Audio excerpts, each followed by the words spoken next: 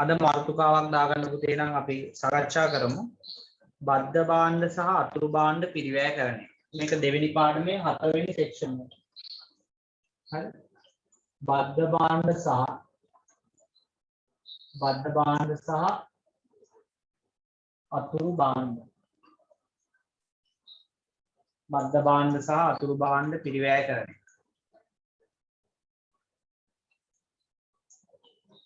බද්ධ භාණ්ඩ සහ අතුරු භාණ්ඩ පිරිවැයකරණය. මාතෘකාව දාගන්න. බද්ධ භාණ්ඩ සහ අතුරු භාණ්ඩ පිරිවැයකරණය. හරි. අපි මුලින්ම සාකච්ඡා කරන්නේ මොකද්ද මේ බද්ධ භාණ්ඩයක් සහ අතුරු භාණ්ඩයක් කියන්නේ කියලා. දැන් මේ අහගන්න උදේ බද්ධ භාණ්ඩ සහ අතුරු භාණ්ඩ කියන එක මේක හොඳට ඔළුව ඇතුලෙන් තේරුම් ගන්න ඕන ඔයගොල්ලෝ අවබෝධ කර ගන්න ඕන.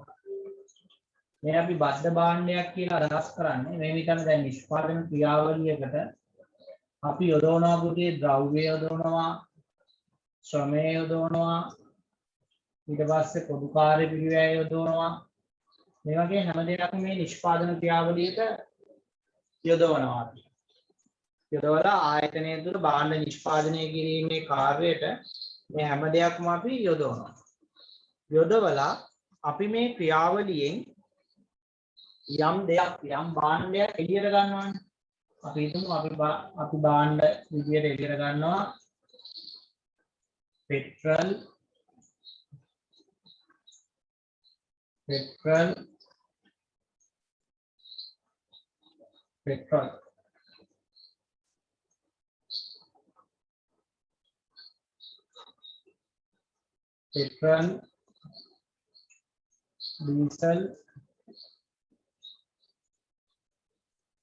භූමි තෙල් ඔය විදියට අපි එළියට ගන්නවා. දැන් අපි හිතමු අර දාන්නේ ඔක්කොම බොර තෙල් දානවා. බොර තෙල් දාලා මේකෙන් අපි එළියට ගන්නවා පෙට්‍රල් ඩීසල් භූමි තෙල්. මෙන්න මේවලට අපි කියනවා බද්ධ භාණ්ඩ කියලා. මේවලට කියනවා පුතේ බද්ධ භාණ්ඩ කියලා. බද්ධ භාණ්ඩ කියලා. ඒතකොට දැන් මේ පෙට්‍රල් ඩීසල් භූමි තෙල් වගේ දේවල් හටද්දි තව අතුරු නිෂ්පාදන බිහි වෙනවනේ. මොනවාද බිහි වෙන්නේ? තව අතුරු නිෂ්පාදන බිහි වෙනවා. මොනවාද අතුරු නිෂ්පාදන බිහි වෙන්නේ? මේ ක්‍රියාවලිය බෙදෙනවා පුතේ අතුරු නිෂ්පාදන. අතුරු නිෂ්පාදන බිහි වෙනවා. උදාහරණයක් ඇරියට තාර. පාරවල් වල දාන්නේ තාර වගේ දෙයක් වෙනමම එළියෙන් වෙනම කොටසක් විදියට බිහි වෙනවා. ඒතකොට මේ වෙනම කොටසක් විදියට ආවොත් ඒවලට අපි කියනවා අතුරු භාණ්ඩ කියලා. ඒතකොට ගොඩක් වෙලාවට මේ වගේ මිල ගණන් එක්ක බලද්දි මේ අතුරු භාණ්ඩ වල මිල ගණන් ගොඩාක් කුඩයි. ගොඩාක් පොඩි. ඒක තමයි තියෙන විශේෂත්වය. මේ බද්ධ භාණ්ඩ ක්‍රියාවලියෙන් එක වර්ගයේ භාණ්ඩ කීපයක් එනවා. මේ භාණ්ඩ වල වටිනාකමට සාපේක්ෂව බලද්දි මේ අතුරු භාණ්ඩේ නිකන් සුන්බුන් වගේ දෙයක් තමයි වෙන්නේ. සුන්බුන් එළියට එකක් වගේ. ඒත් මේ අතුරු භාණ්ඩ වල බද්ධ භාණ්ඩයත් එක්ක බලද්දි ඒවයි වටිනාකම සාපේක්ෂව ගොඩාක් අඩු වගයක් ගන්නවා කියලා අපිට දකින්න ලැබෙනවා.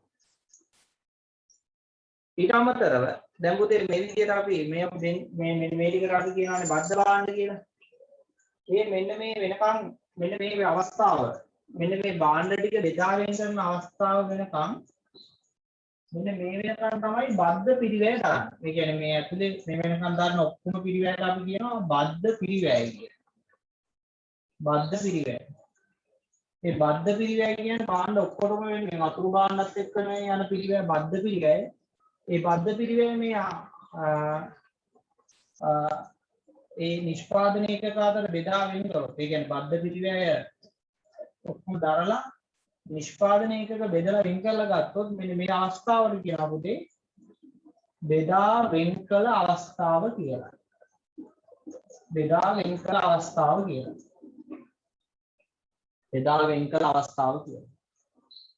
එතකොට මේ බෙදා වෙන් කළ අවස්ථාවේදී තමයි මේ භාණ්ඩ ටික ඔක්කොම බෙදා ගන්න යන්නේ. මේ ආදාළ බද්ධ භාණ්ඩ ටික පෙට්‍රල් ඩීසල් භූමි.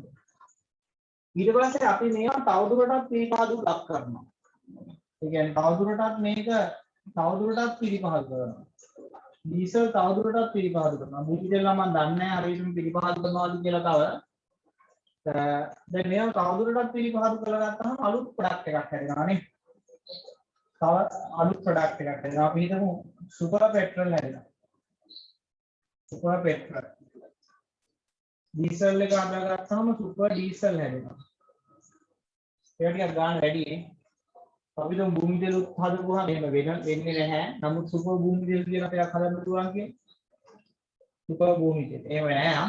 එහෙම නැහැ. සුපර් භූමි තෙල් කියලා දන්නේ මම හරියට දැනුවත් නැහැ කියන්නේ. සුපර් භූමි තෙල් කියලා හදන්න පුළුවන්. එතකොට මේ අපිට දැන් මේක ප්‍රොඩක්ට් දෙකම වික්කයන්නේ එක පෙට්‍රල් විදියට වෙනද පොලේ වික්කයන්නේ නැත්නම් සුපර් පෙට්‍රල් විදියට වික්කයන්නේ.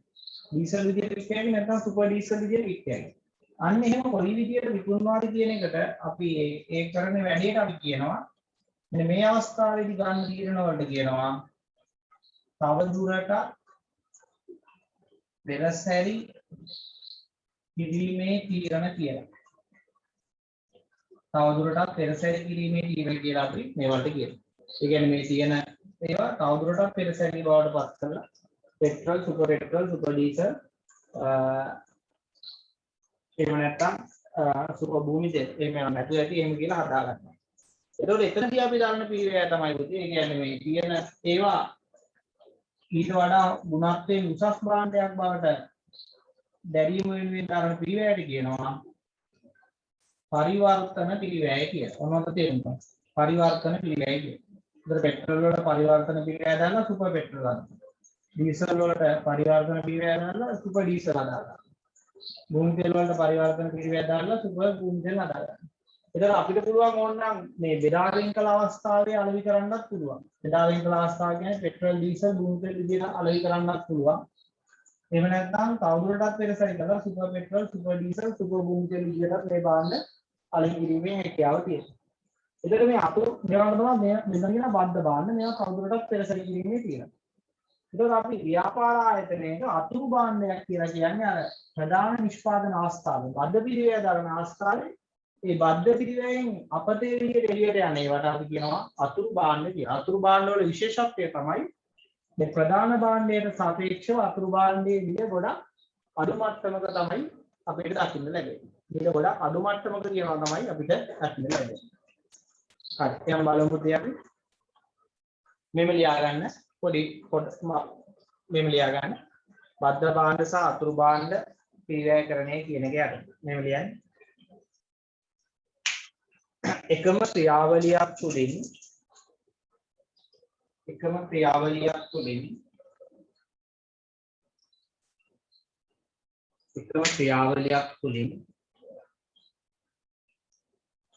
ක්‍රියාවලියක් තුළින්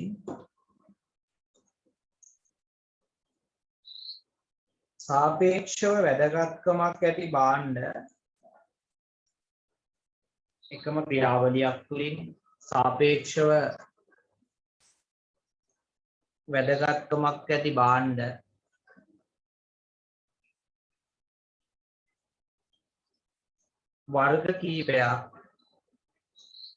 වර්ගයන් කීපයක්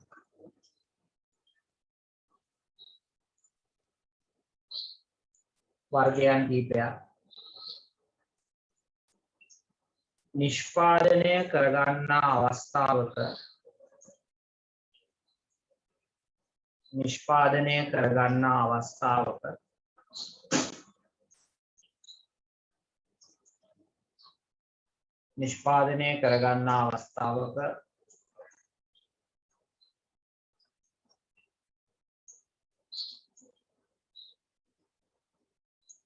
බද්ධ නිෂ්පාදනය යනුවෙන් හැඳින්වෙන අතර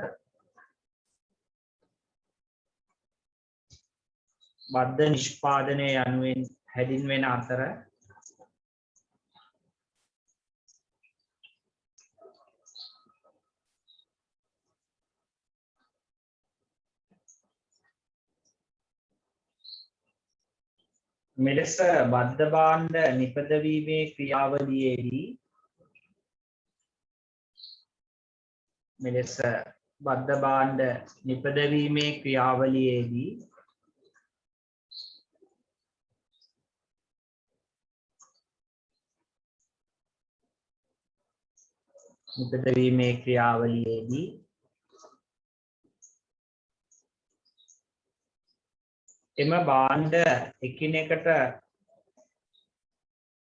එම භාණ්ඩ එකිනෙක වර්ගයන් වෙන් කර හඳුනා ගැනීමට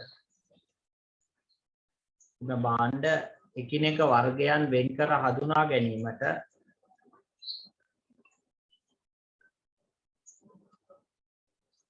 එම භාණ්ඩ එකිනෙක වර්ගයන් වෙන් කර හඳුනා ගැනීමට පෙර දරනු ලබන සියලුම පිරිවැයන්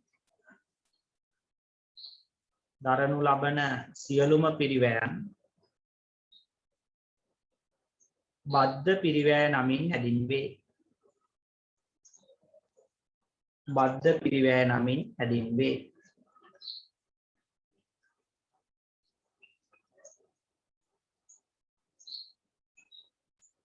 ඊළඟ ඡේදයේ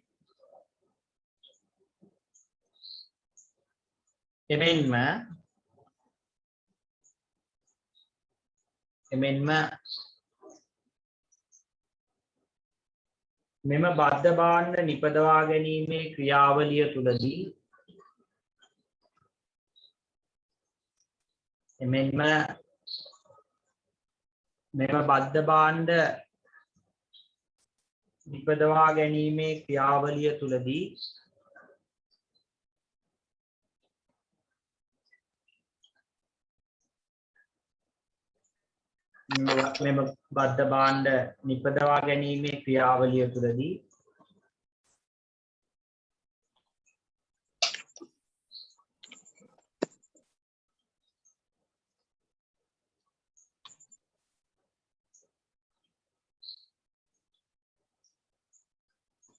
බිහිවන සාපේක්ෂ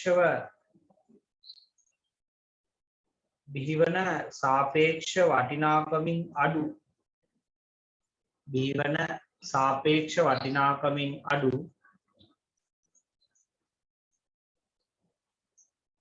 සුන්බුන්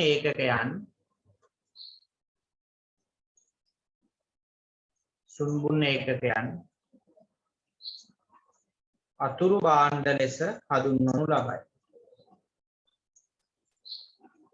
අතුරු භාණ්ඩ ලෙස හඳුන්වනු ලබයි.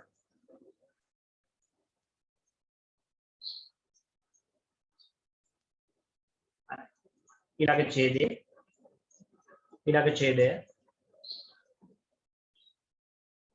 මෙම බද්ධ භාණ්ඩ නිපදවීමේ ක්‍රියාවලියේදී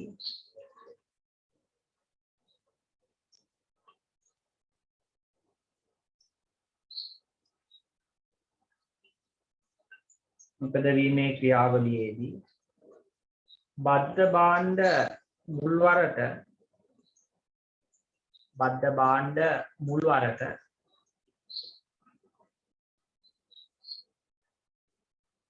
භාණ්ඩ මුල්වරට වෙන්කර හඳුනා ගන්නා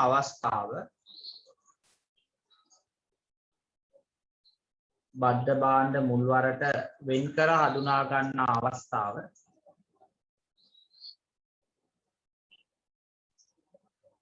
බෙදා වෙන් කළ අවස්ථාව යනුවෙන් හඳුන්වන අතර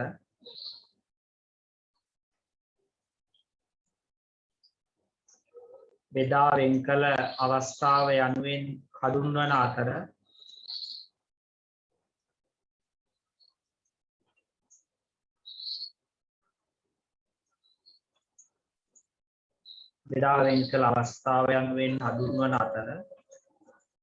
එම අවස්ථාවෙන් පසුව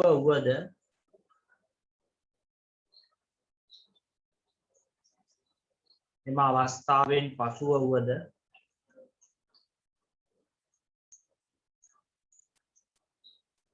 තවදුරටත් පිරිවැය දැරීමෙන්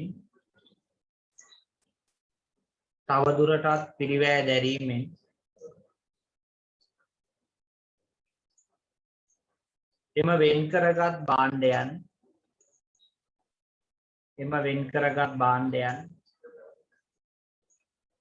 වැඩි දියුණු කරගත හැකිය.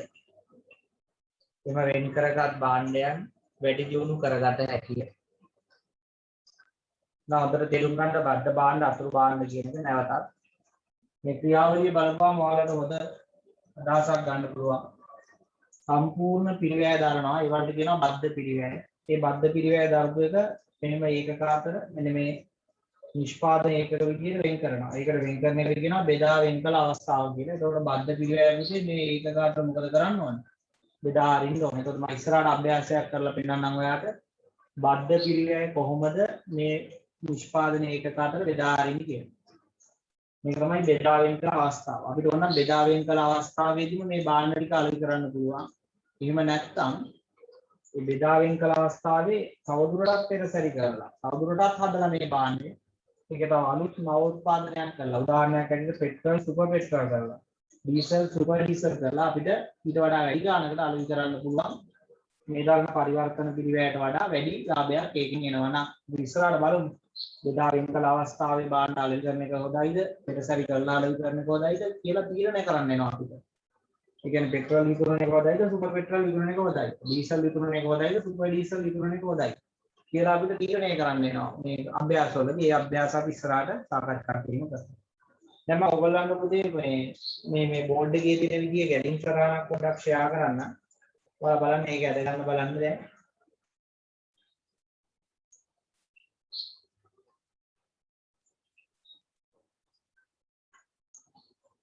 හරි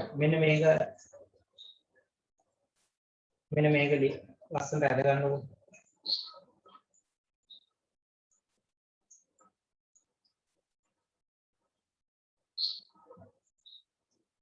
හරි ඔය අනේන ඉවර වෙලා මැසේජ් එක දාන්න බෑ ඉවරයි කියන්නේ.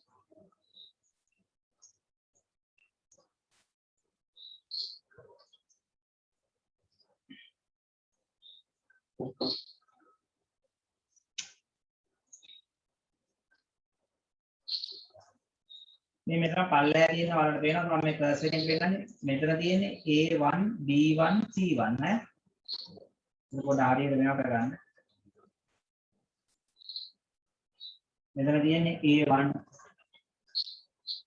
මෙතන B1 මෙතන C1 විදියට ප්‍රොඩක්ට් එක ආපහු හැදෙනවා. මෙතන A1 මෙතන B1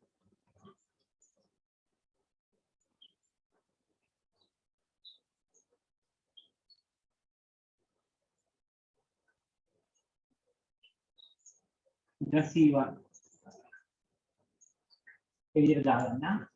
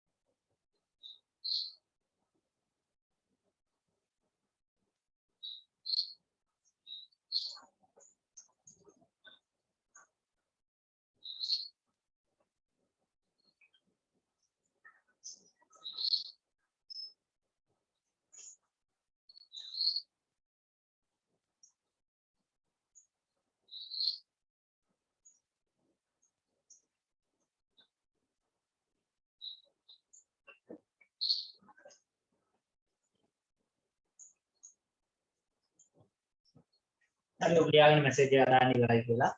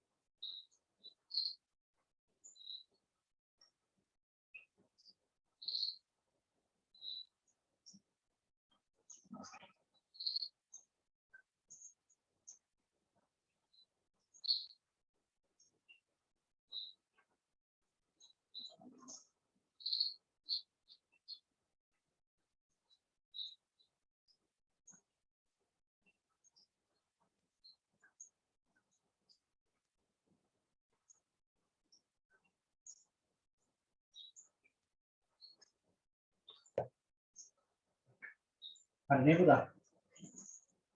ඔයාලට අවශ්‍ය නම් මේ බෝඩ් එකේ තියෙන එකේ පොඩි ස්ක්‍රීන්ෂොට් එකක් ගන්න. මම ඒක උදාහරණයක් එක්ක තේරුම් කරේ. ඩීසල් පෙට්‍රල් කතන්දරයක් එක්කනේ.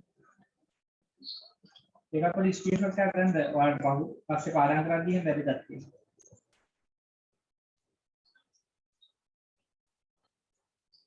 හරි. දැන් මම ඔයාලට අභ්‍යාසයක් ෂෙයා කරනවා පුතේ. මේ අභ්‍යාසය ලියාගන්න. මේ අභ්‍යාසය ලියාගන්න. උදාහරණයක් ලියාගන්න. අපි උදාහරණයක් හදලා බලමු. දැන් මේ ආයතනයක දරන බද්ධ පිළිවෙය ඒකක අතර බෙදා හරින්න ඕන. එහෙනම් ඒකක අතර බෙදා හරිද්දී අපිට ගන්න පුළුවන් ඒවා තමයි ඒකක පදනම බෙදා වෙන කල අවස්ථාවේ විකුණු වටිනාකම් මත අවසන් විකුණු වටිනාකම් මත සුද්ධ විකුණු වටිනාකම් පදනම එහෙම කීකේ පදනම් තියෙනවා. අපි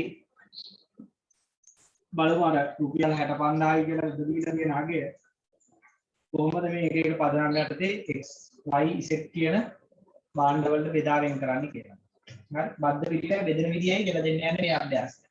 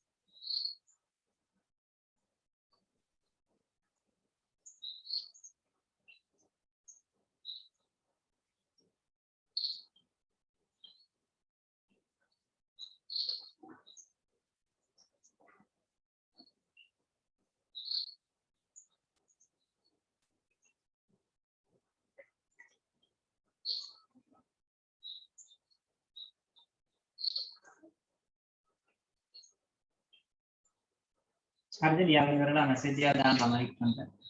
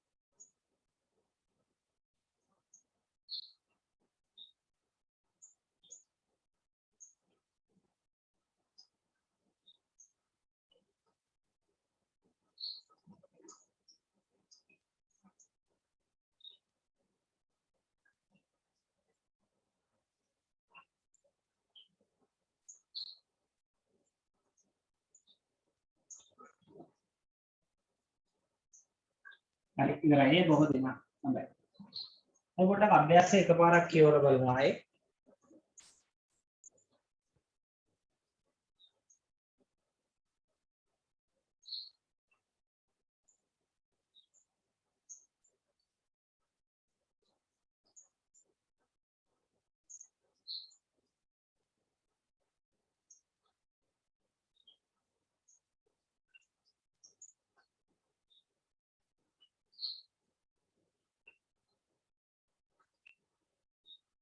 බලමු.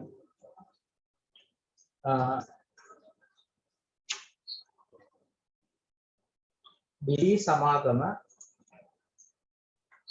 රුපියල් 65000කට 65000ක් වැය කර ක්‍රියාත්මක කරන ලබන මැඩ් බොයි පෙරසැරියේ අවසානයේ XY ඉසෙත් යනුවෙන් භාණ්ඩ වර්ග 3ක් නිෂ්පාදනය කරන අතර මෙම වසරට අදාළ පිරිවැය හා ආදායම් තොරතුරු පාර දැක්වේ.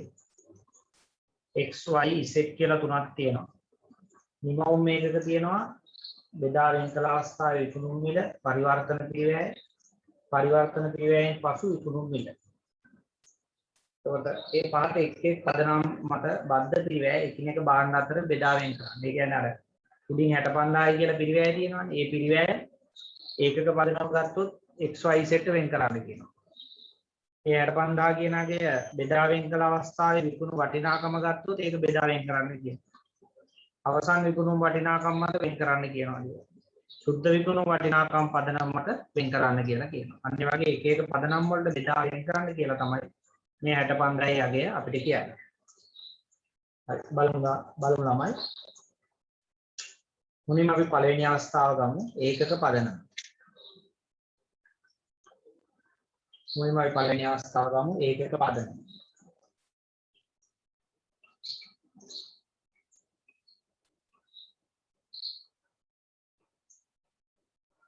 මුලින්ම x 65000යි y ටත් 65000යි කොටසක් යන්න ඕන. z ටත් 65000යි කොටසක් යන්න. දැන් මේ තුනට බෙදන්නයි තියෙන්නේ. බෙදන්නේ මොනවද? ඒකක පදනම් මත. බලන්න පුතේ ඒකක තුනේ එකතුව ගන්න කැල් එකට දාන්න. 3000යි 2000යි 1500. 3000යි 2000යි 1500. ඒ කියන්නේ 6500යි.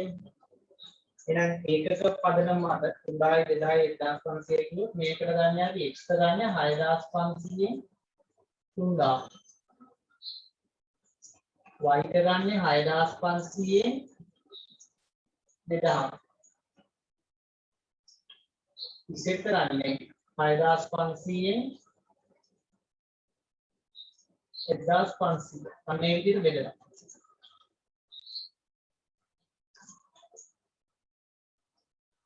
ඉතින් බලමු අපි එහෙනම්. පළවෙනි එකේ 3000 වැඩි කරපුවාම 30000යි. ඊළඟ එකේ 20000යි.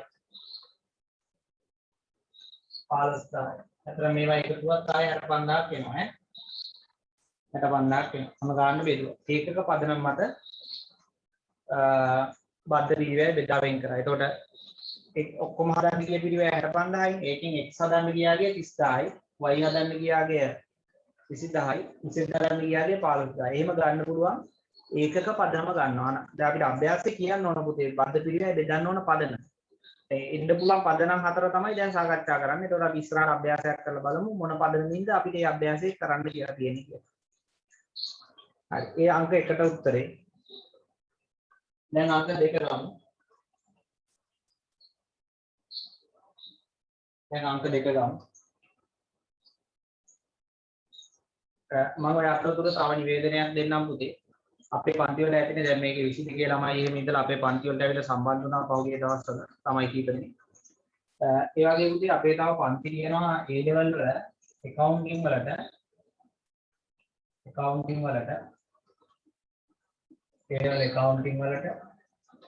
2023 ගැන මම නොකිය ඉන්නම්කො 2023 දරුවෝ මේක නැතුව ඇතිනේ 2023 පන්ති තියෙනවා පුතේ 2022 දරුවන්ට අපි පාඩ කරනවා ගැලපිලි කියන පාඩම.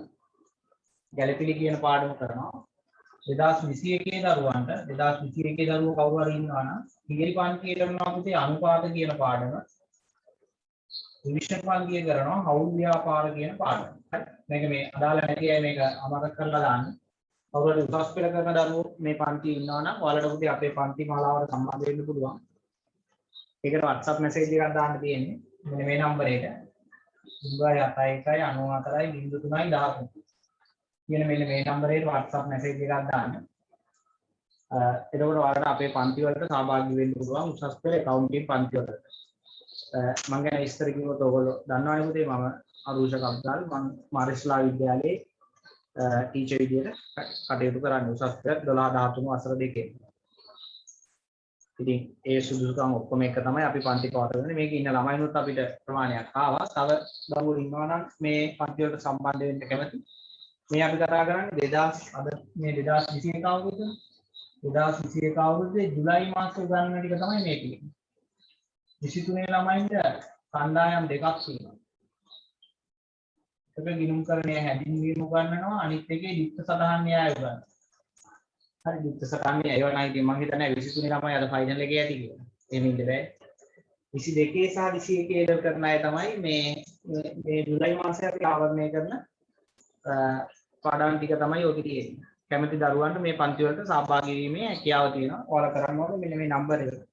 0.94.03.13 කියන නම්බර එකට WhatsApp message එකක් දාන්න. එතකොට ඒ ඔයාලට ඒ අදාළ පන්ති ඕන මේකට සහභාගී වෙන්න පුළුවන්. දැන් පහුගිය දවස්වලත් අපේ ළමයි ආවා අපි ගාව පන්ති මුලින් ආපු නැති අවසාන මොහොතේ ඇවිල්ලා දැනට ගොඩ ගිය ළමයි ඉන්නවා. ඒ කියන්නේ ජීවමාන සාක්ෂි විදියට අපේ පන්ති වලට આવත් ඒක බලා ගන්නත් පුළුවන්. මේ ඒ වගේ අපි ලොකු වැඩපිළිවෙලක් එක තමයි අපේ පන්ති මාලාව යන්නේ. එහෙම මේ කරන්නේ නැහැ. හැම දෙයක්ම සරලව හිමීට පැහැදිලිව තේරුම් කරලා දීලා ඒ කියන්නේ ඔයා ගාවට දැනුම ලැබෙන විදියට උගන්වන පන්තියක් තමයි අපේ පන්තිය.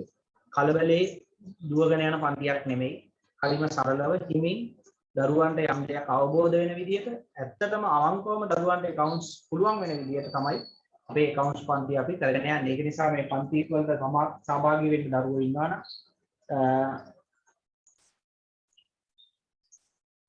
සහභාගී වෙන්න දරුවෝ ඉන්නවා නම් කැමති තමයි මේ පන්ති වලට එකතු වීම කරන්න. අපි ළමෙක් මැසේජ් එකක් දාලා දෙනවා මට ඒක කියවන්නත් තියෙනවා. මමත් සර්ගේ ක්ලාස් එකට ළඟදී ජොයින් වුණා. වෙන කිසිම ගුරුවරයෙක් නොකරන විශාල වැඩ ප්‍රමාණයක් සර් කරනවා. දැන් එවිවාර දාලා තියෙන හැම දරුවෙක්ම පේනවා Zoom එකේ දාලා තියෙන විදිහ. ඒ නිසා උත් ඒක නවතාව ජීවමාන සාක්ෂි මං කිව්වේ. ජීවමාන සාක්ෂිත් එක්ක ඒවත් මේක ඇතුලේ හිටියා. මේ ඒ සාක්ෂිත් එක්ක තමයි මම කතා කරන්නේ.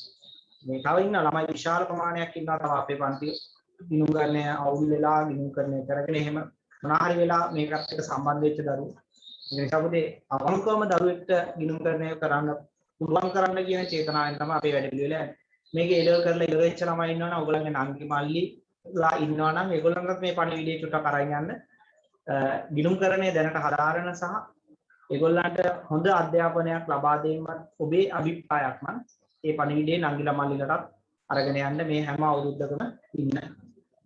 හරි. අපි ඒ කතාව පැත්තකින් කියමු. ඒ කතාව පැත්තකින් කියලා දැන් ආයෙ ගන්නට එමු. හරි. හරි. ඊට පස්සේ දෙවෙනි අවස්ථාව කියන්නේ පුතේ බෙදා වෙන් කළ අවස්ථාවේ විකුණුම් වටිනාකම.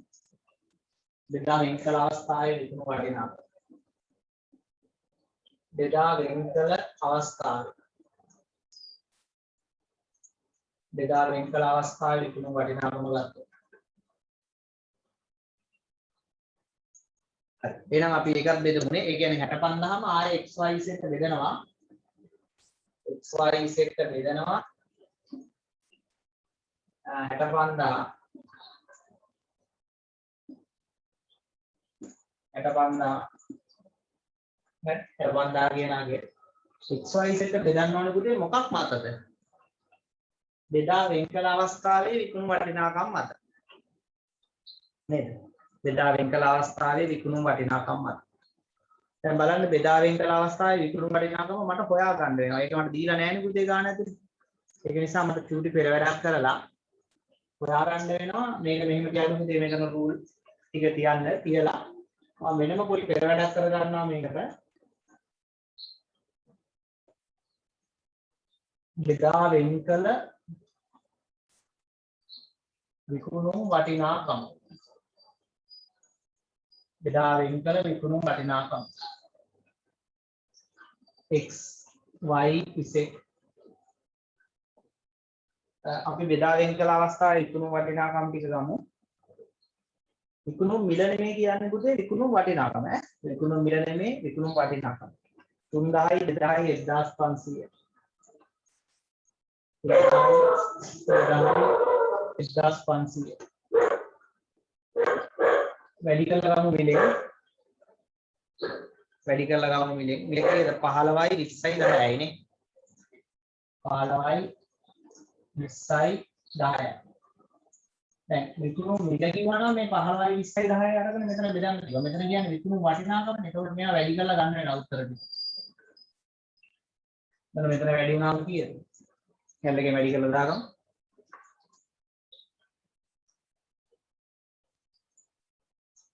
45000යි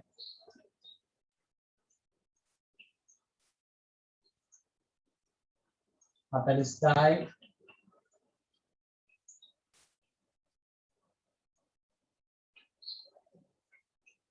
1500 1500යි නේද 1500 ඒ ටික එකතු කරගමු 45යි 40යි 15 ලක්ෂය ලක්ෂය හරි දැන් ওই ලක්ෂය මත තමයි මේ පිළිවෙල බෙදන්නේ. දන්නවනේ ලක්ෂයට අනුපාතයක් කරගෙන හදන්න. පළවෙනි එකේ ගන්න එතකොට ලක්ෂයෙන් 45000 මාගේ හදනවනේ. ඕන චුට්ටක් ඉන්න මම ලියා ගන්න වෙලාව දෙන්න. ලක්ෂයෙන් 45000. අනිත් එකේ ගන්නේ ලක්ෂයෙන් 40000. අනිත් එකේ ගන්නේ ලක්ෂයෙන් 15000. මේ වැඩි කරලා දාගන්න. මම ලියා ගන්නකො මම වෙලාව දෙන්න සුට්ටක් විනාඩි දෙක. ලියා ගන්න. ඊට පස්සේ මම උත්තර ටික දාන්න.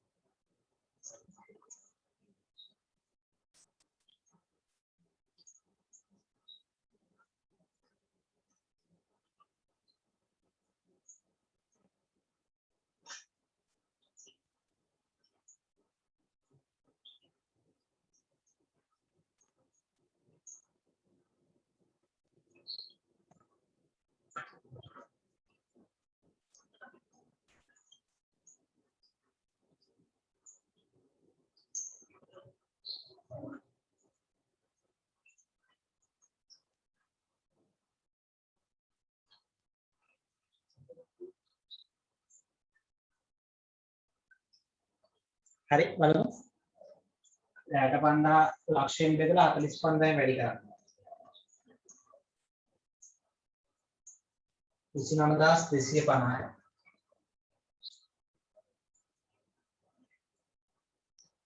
ආයේ ලක්ෂයෙන් බෙදලා 40000ෙන් වැඩි කරන්න. 26000. කාර්ය ලක්ෂයෙන් බෙදලා 15න් වැඩි කරනවා. 9750යි.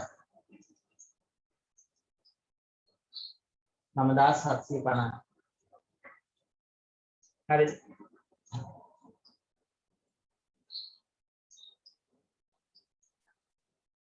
මේ විදිහට තමයි දැන් අපිට අභ්‍යාසයේ කිව්වොත් බෙදා වෙන් කළ අවස්ථාවේ වටිනාකම මත බද්ධ පිළිවෙල බෙදන්න කියලා. එතන මේ විදිහට තමයි බෙදන්නේ. ඒකක පදනම මත බෙදන්න කියලා අභ්‍යාසයේ කිව්වොත් මේ විදිහට තමයි බෙදන්න ඕනේ. තේරුණාද? බෙදා වෙන් කළ අවස්ථාව මත බෙදන්න කිව්වොත් බද්ධ පිළිවෙල. එතකොට x වලට 29250යි, y වලට 26000යි, z වලට 9750යි. හරිනේ? හරි. ඊට පස්සේ අපි තුන්වෙනි අවස්ථාවට මේ මකමුනේ පෙර වැඩි මකන්න. තුන්වෙනි අවස්ථාව කියන්නේ අවසන් විකුණු වටිනාකම මත. මම නවම පාවිච්චි කරා. මම මෙතනින් ගත්තා නම් හරි තුන්වෙනි එක. අවසන් විකුණු වටිනාකම මත. මෙතනින් ගන්න තුන්වෙනි එක. අවසන් විකුණු වටිනාකම මත. එහෙම ගත්තොත් බද්ධ පිළිවෙල බෙදන්නේ කොහොමද කියලා බලන්න. x y z 65000යි. බලමු මේක බෙදන්නේ කොහොමද කියලා. අවසන් විකුණු වටිනාකම මත. ඒක එහෙමම තියාගෙන විකුණු වටිනාකම් ටික හදාගන්න බෑ පුතේ. මේ තියෙන බෙදා වෙන් කළ අවස්ථාවේ විකුණු වටිනාකම ගත්තා. මම ඒක අවසන් විකුණු වටිනාකම විදියට හදාගන්න. මේක ඊළඟ පෙර වැඩි ඈ. ඔයාලා ඊළඟට ආපහු පෙර වැඩි කියලා දාලා ලියා ගන්න.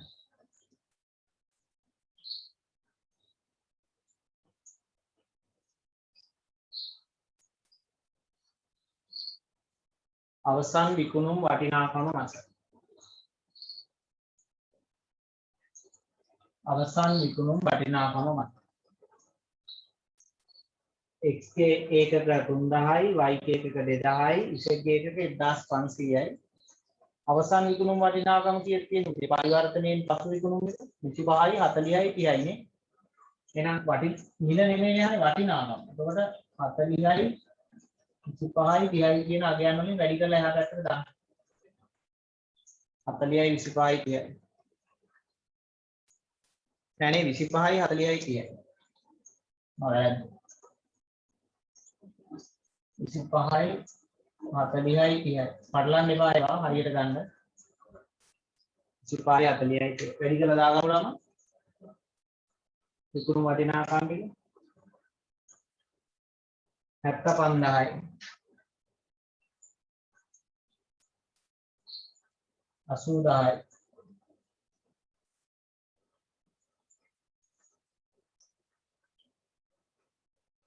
45000යි. එකතු කරපුවාම කීයද? ලක්ෂ 2යි. ලක්ෂ 2යි. එතකොට අනුපාතය හදන්න ඕනේ ලක්ෂ 2කින් කීයක ප්‍රතිශතයක්ද කියන්නේ. ලක්ෂ 2කින් කීයක ප්‍රතිශතයක්ද කියන්නේ. x වල ලක්ෂ 2කින් 75000.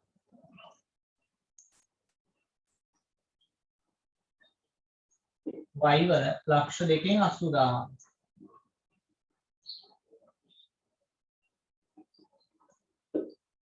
z වල ලක්ෂ 2කින් 45000.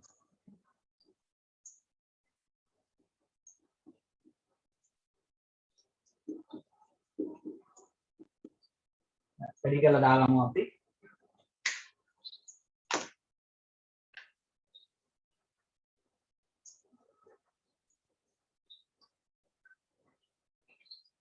හතලිස් 4750යි.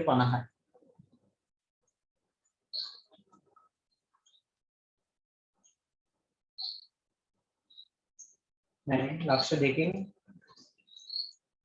24375යි.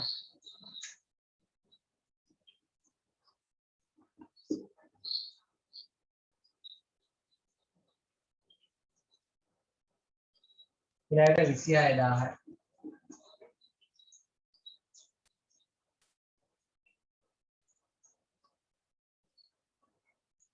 ඊළඟට 14625. කියන්නේ අපිට අභ්‍යාසවල කියලා තිබ්බොත් අවසන් විකුණුම් වටිනාකම මත බද්ධ පිරිවැය බෙදන්න කියලා. එතකොට මේ විදිහට තමයි බද්ධ පිරිවැය ප්‍රොඩක්ට් එකකට බෙදන්නේ. ඒකට X වලට අදාළ බද්ධ පිරිවැය 24375. දැන් මේවා නෑ. මේ ක්‍රම ඔක්කොම එක අභ්‍යාසයක එකවර එන්නේ නෑ. මේ ක්‍රම හතරෙන් එකක් තමයි එන්නේ අභ්‍යාසයකට. Y වල බද්ධ පිරිවැය 26යි. Z වල බද්ධ පිරිවැය 14625 කියලා ගන්න.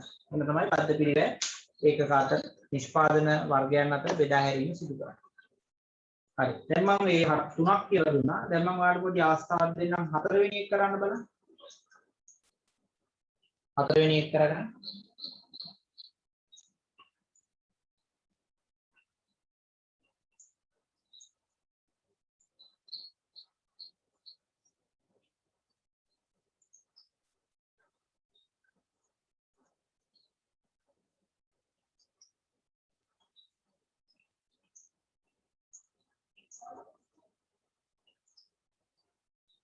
හරිද? හතරවෙනි අවස්ථාව. මම මේ පැත්තෙන් හදන්නම් මේක මේ පැත්ත මතල.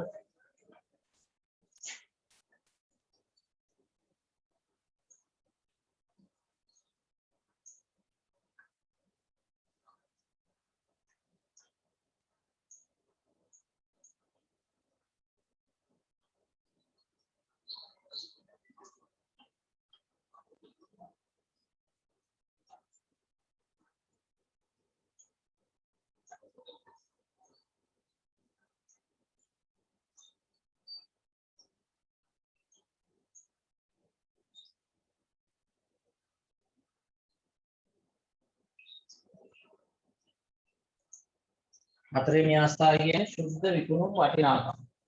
සුද්ධ විකුණුම් වටිනාකම කියන්නේ සුද්ධ ලාභය. ඒ කියන්නේ පිරිවැයෙන් වියදම් ටික අඩු කරාට පස්සේ එන අගය තමයි ගන්න කියලා කියන්නේ. සුද්ධ විකුණුම් වටිනාකම. හතරවෙනි අවස්ථාව. සුද්ධ විකුණුම් වටිනාකම. මත X Y Z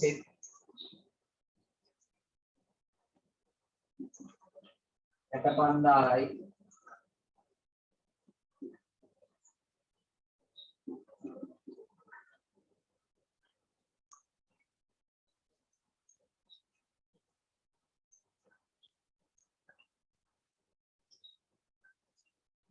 හරි 65000 ජාති තුනටම වැටෙනවා. හරි.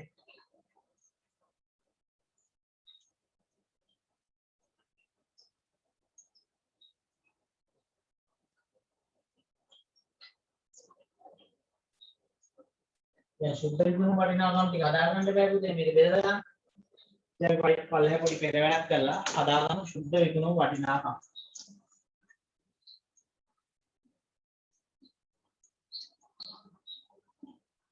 සුද්ධ විකුණුම් වටිනාකම්.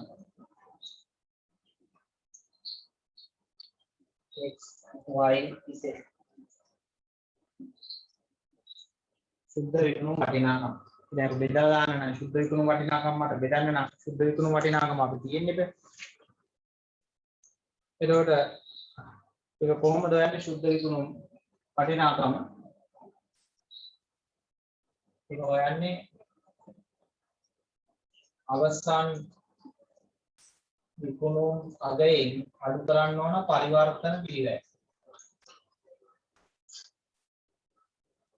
පරිවර්තන පිරිවැය.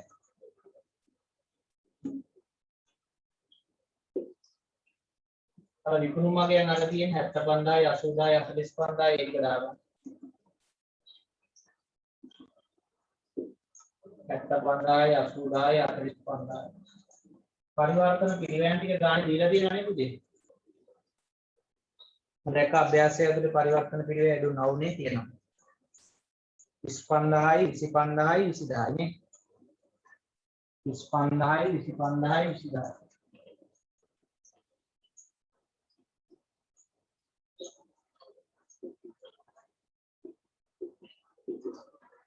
අඩු කරලා පළවෙනි එකේ 75000න් 35000 ගියාම 40000.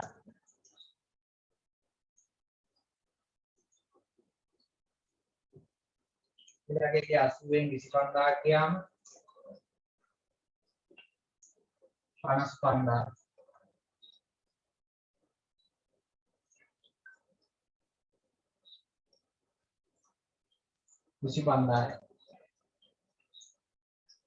දැන් ශුද්ධ විකුණුම මගයන් ටික එකතු වෙන්නේ මේ පදනමක් තමයි බෙදන්න ඕනේ. මොන හරි සුළු කිරීමේ දෝෂ කියනවා කියන්නේ 1,20,000.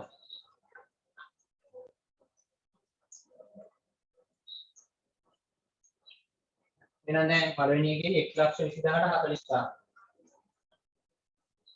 සල්ප පැනලින් පෙර වැඩක් නෙමෙයිනේ අපේ ආසින් පෙර වැඩ තමයි නිල් පෑනින් හැදුවේ.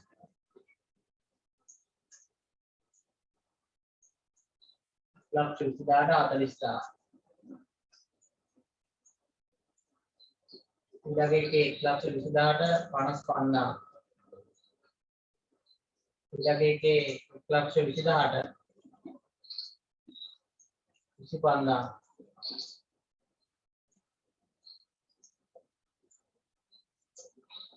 බලන්න නම් බද්ධ පිළිවෙල බෙදමු XYZ අතර.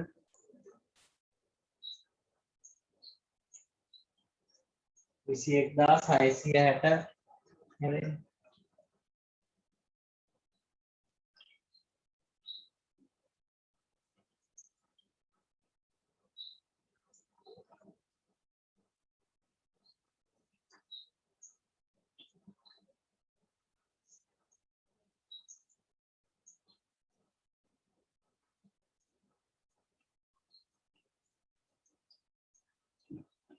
පන්නා බෙදනවා 1,20,000යි.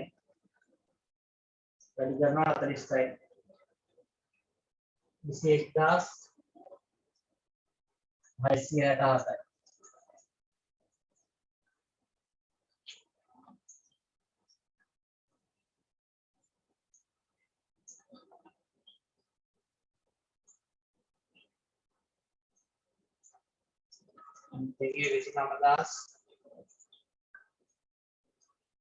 අන්තිමේ 29,792යි. අනිත් එකේ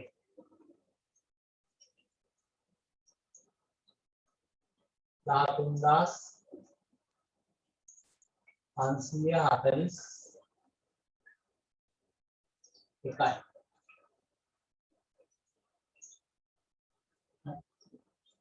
මොකද දෝෂයක් තියෙනවා නම් කියන්නේ නැහැ. හරියට බෙදුණානේ.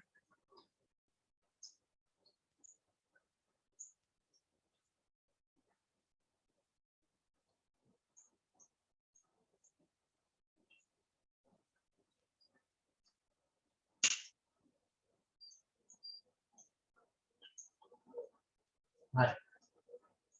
දැන් අපි අර ඔයාලට රූප සලහනේ කියලා දුන්න විදිහට බද්ධ පිරිවැය A B C කියන භාණ්ඩ අතර බෙදා වෙන් කරන විදිය තමයි මේ කියලා දුන්නේ. ඒක බෙදා වෙන් කරන්න පුළුවන් පදනම් හතරක් තියෙනවා.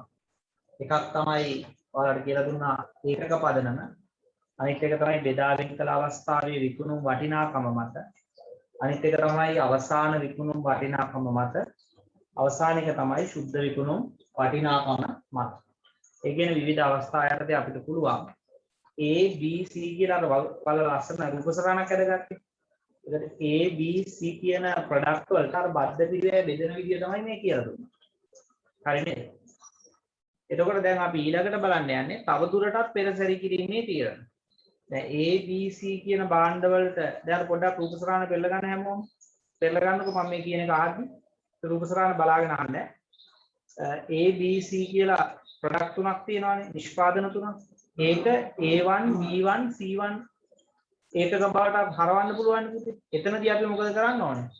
ABC කියන භාණ්ඩ තුන තවදුරටත් පෙරසැරි කරන්න ඕන. එතකොට පරිවර්තන පිරිවැයක් යනවා.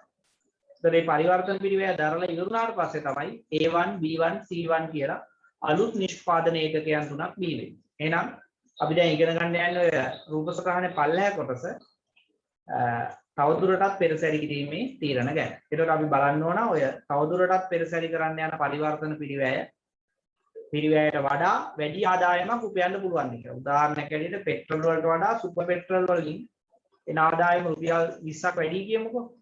එතකොට ඒ වෙනුවෙන් යන පිරිවැය රුපියල් 20කට වැඩි වෙන්න බෑ. එතකොට පාඩු වෙන්නේ සුපර් පෙට්‍රල් විකුණන ඊට වඩා පෙට්‍රල් විකුණන. එතකොට පෙට්‍රල් ලීටරයකට වඩා සුපර් පෙට්‍රල් ලීටරයක් රුපියල් 20කින් වැඩි වෙනවා නම් පෙට්‍රල් ලීටරයක් සුපර් පෙට්‍රල් ලීටරයක් කරන්න රුපියල් 20ට වඩා අඩු වියදමක් තමයි යන්න ඕනේ. ඒ කියන්නේ හොඳට මතක තියාගන්න තවදුරටත් පෙරසැරි කිරීමේ තීරණවලදී ඒ යන පරිවර්තන පිරිවැයට වඩා වැඩි ආදායමක් අවසාන විකුණුම් අවස්ථාවේදී වර්ධනය වෙන්න ඕන. ඒකට තමයි කියන්නේ තවදුරටත් පෙරසැරි කිරීමේ තීරණ කියලා. හරි දැන් මම එහෙනම් ඔයගොල්ලන්ට නෝට් එකක් ෂෙයා කරන්නම්. ඒක ලියා ගන්න හැමෝම. ලියලා උදාහරණයක් තියනවා පුතේ. ඒ උදාහරණයක් ලියා ගන්න ඕන. හරි මේ ඔක්කොම ටික ලියා ගන්න. තවදුරටත් පෙරසැරි කිරීමේ තීරණ. යදිනා බද්ධ භාණ්ඩ නිපදවීමේ ක්‍රියාවලියේදී බෙදාවෙන් කළ අවස්ථාවේ හඳුනා ගනු ලබන භාණ්ඩයන් වටිනාකමින් වැඩි භාණ්ඩ බවට පත් කර ගැනීමට පරිවර්තනය ක්‍රියාවලිය සිදු කරන අතර එසේ පරිවර්තනය කිරීම මූල්‍යමය වශයෙන් වාසිදායකයි හඳුනා ගැනීම මෙම තවදුරටත් පෙරසැරි කිරීමේ තීරණ තුලින් සාකච්ඡා කරමු. ඒකට උදාහරණයක් තියෙනවා ඉස්සලා ගන්න තමයි මේ කරපු ගන්නම තමයි උදාහරණය සම්බන්ධ කරලා තියෙන්නේ. එහෙනම් ඔබ ලියාගෙන උදාහරණෙ ලියාගන්න පුතේ දෙකම කරගන්න කොටක් ගන්න. කරලා මැසේජ් එක දාන්න ඉවරයි කියන්නේ.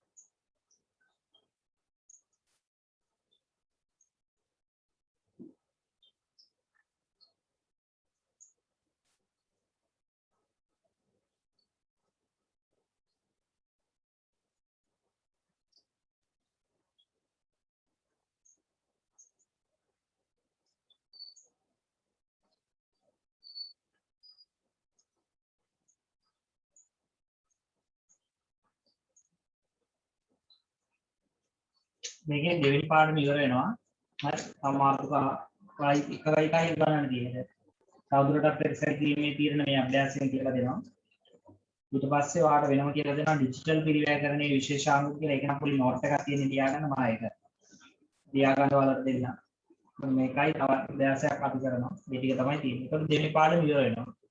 පෙරසරි පිළිවෙල කරන්නේ ඉවරයි.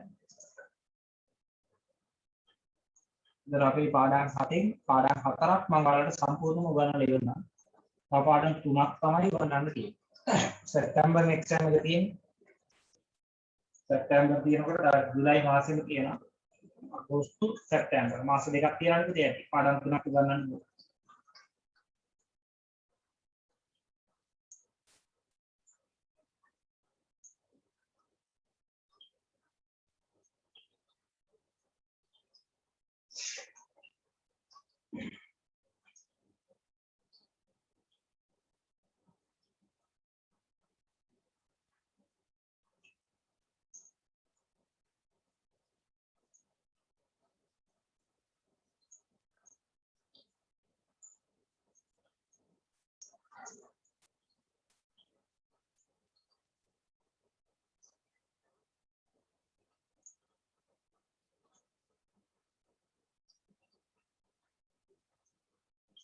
කියාගෙන මැසේජ් එකක් දාන්න ඉවරයි කියලා.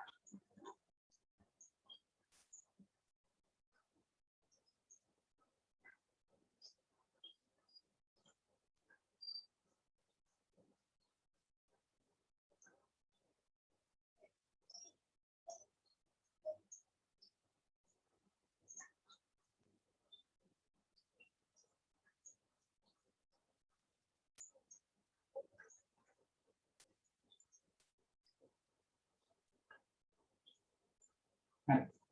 කීප දෙනෙක් ඉවරයි කියලා මැසේජ් එකක් ආවා. එහෙනම් අපි මේකද කියන්නේ උදාහරණය. මම උදාහරණයක් චුට්ටක් කියවන්න බලන්න මම බෝඩ් එක මකා ගන්නවා.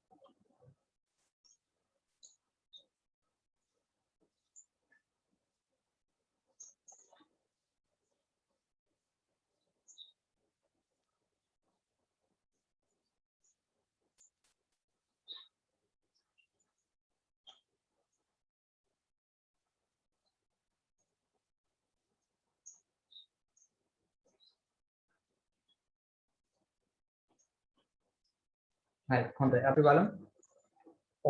ඉහත ඩිගි සමාගමේ අභ්‍යාසයේ මැඩ් බොයි බෙදා වෙන් කළ අවස්ථාවේ හඳුනා ගන්නා ලද XY Z යන භාණ්ඩ තවදුරටත් පෙරසැරි කිරීමේ යෝග්‍යතාවය ගණනය කරන්න.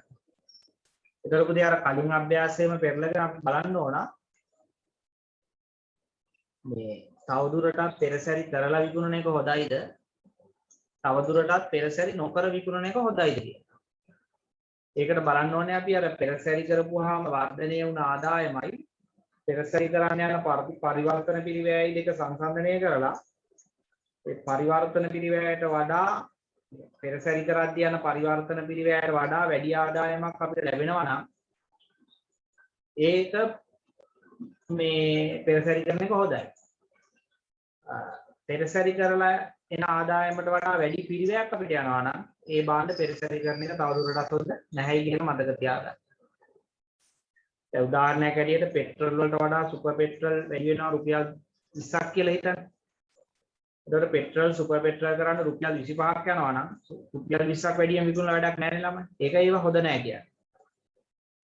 පෙට්‍රල් වලට වඩා සුපර් පෙට්‍රල් රුපියල් 20ක් වැඩි. හැබැයි පෙට්‍රල් සුපර් පෙට්‍රල් කරන්න රුපියල් 12යි යන්නේ. එතකොට ඒ පෙරසැරි කරන එකෙන් රුපියල් 8 ගානේ ලාභ තියෙනවානේ. 12ක් වියදම් කරලා පෙරසැරි කරනවා සුපර් පෙට්‍රල් කරනවා. එතකොට ඒක 20කට විකුණන්න පුළුවන්. වැඩිපුර 20ක් විකුණන්න පුළුවන්. එතකොට ඒ වැඩියෙන් පෙරසැරි කරන නිසා රුපියල් 8ක ලාභයක් තියෙනවා. අන්න ඒක කරන්නද එපාද කියලායි මේ අහන්නේ. කලින් අභ්‍යාසය. එහෙනම් අපි ඉස්සෙල්ලාම මේ තියෙන ඒවා දාගමු මොනවාද? XYZ. XYZ.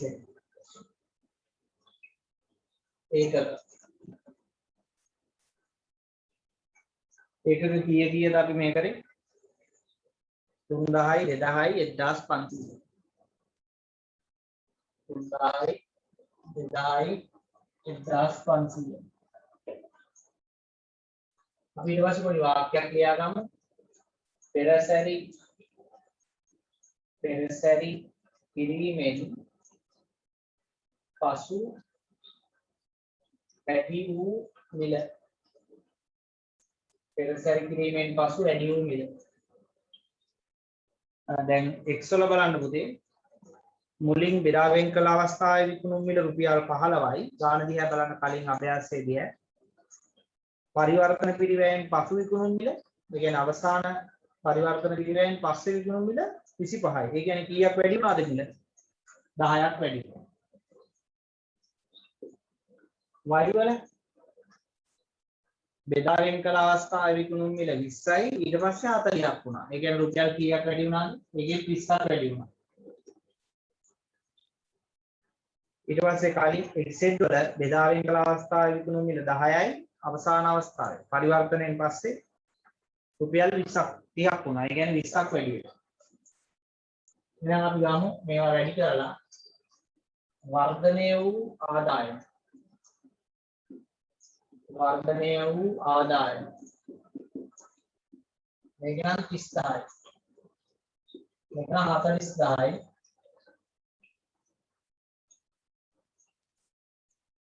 මෙතන 30000යි.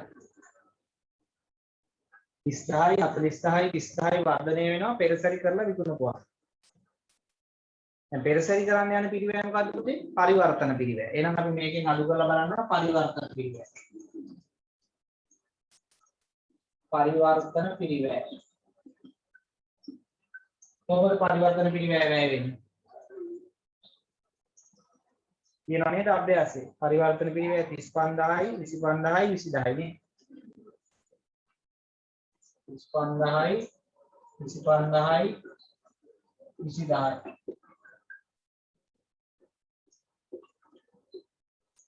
එහෙනම් මේකට අපි කියනවා මේක උත්තරේ ආය ගන්න පුළුවන් පෙරසැරි ලාභය.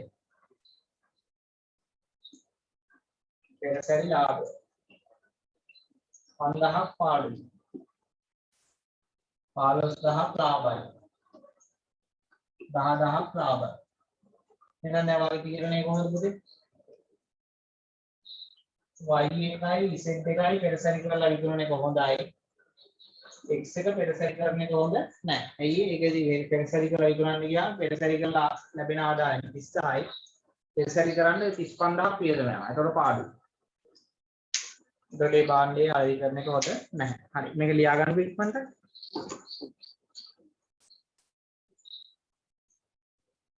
ඊට පස්සේ අදින් පරි වාක්‍යයක් ලියන්න ඕන. මෙහෙම වාක්‍යයක්.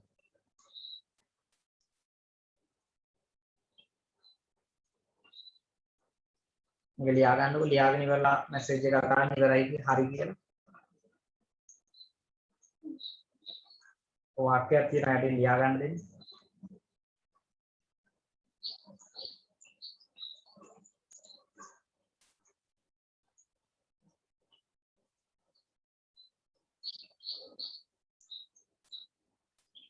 හරි නේද? right. එහෙනම් යටින් ලියා ගන්න මෙහෙම.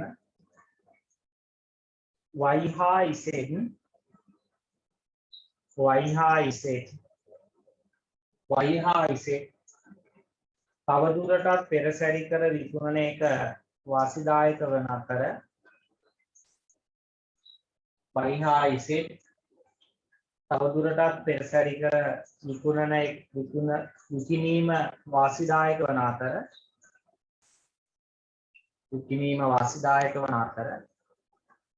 x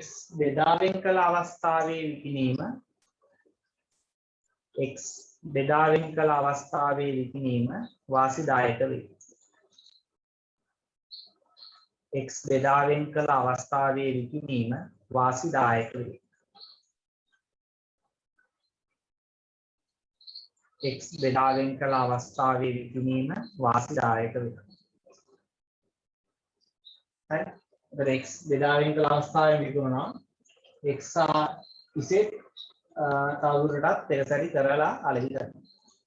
ඒතකොට අපි අද දවසේ සාකච්ඡා කරන අන්තිම අභ්‍යාසයට යන් ඔය ඔක්කොම එක දාලා තනි අභ්‍යාසයක් කරමු. මේ අභ්‍යාසය ලියා ගන්නවා.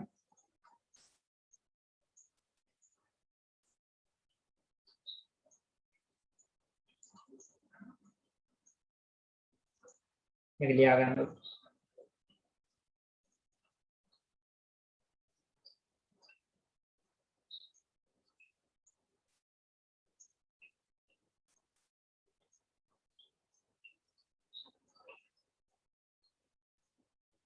හරියට බලාගෙන යන්න පාඩම් ටික හොඳට පාඩම් කරගෙන යන්න. එතකොට ඔයාලට පුළුවන් හොඳ ප්‍රතිඵලයකට යන්න පුළුවන් ඈ. ඒක ගැටලුවක් වෙන්නේ නැහැ. මතකයි මම ACBS එකේ බැච් දෙක දැන් අවුරුදු කීපයක් තිස්සේ උගන්වනවා. ඒ කියන්නේ කැම්පස් එකේ මම ස්ටඩි කරන අතරතුරත් ACBS එකේ දේශන පැවැත්වීම කරා දිගින් දිගටම. එතකොට මම කරගෙන ඉන්නේ ඇත්තටම 2016 ඉඳන් කැම්පස් එකේ සෙකන්ඩ් ඉයර් ඉදී 2015 ඉඳන් පටන් ගත්තේ මේ මැනේජ්මන්ට් එකවට උගන්වන්න. කැම්පස් එකේ සෙකන්ඩ් ඉයර් ඉදී ඒකට උගන්වන්න ඇවිල්ලා එක දිගට බැච් ටික කරේ නෑ. සමහර බැච් කරා සමහර ඒවා කරේ නැහැ. එසේ වේවා මම කියන්නේ ගියේ 2017 අවුරුද්දේ මම උගන්වපු ළමේ 2018 හෝ 17 මට හරියට මතක නැහැ මොන අවුරුද්දද කියලා. දිවයිනේ ප්‍රථමය ලැබුවා. මම හිතන්නේ ACBS එකේ 11 වෙනි දිවයිනේ ප්‍රථමය හෝ 7 වෙනි දිවයිනේ ප්‍රථමය.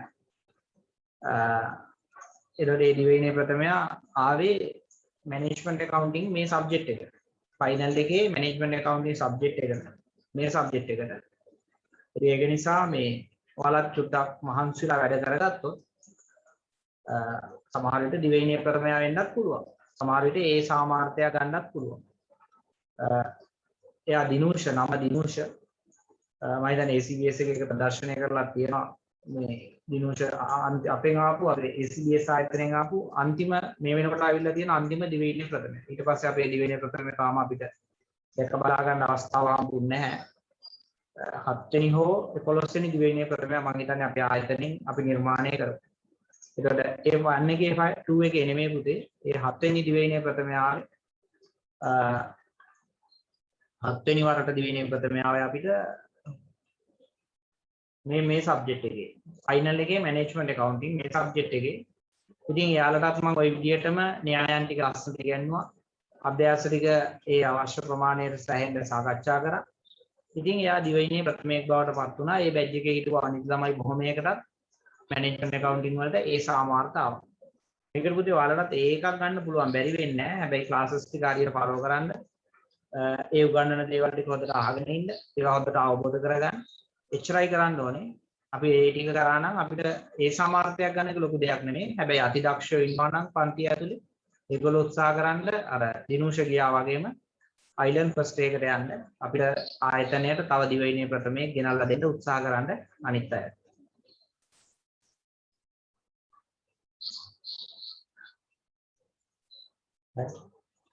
බලන්න මේක ලියාගන්න පුතේ උදාහරණය.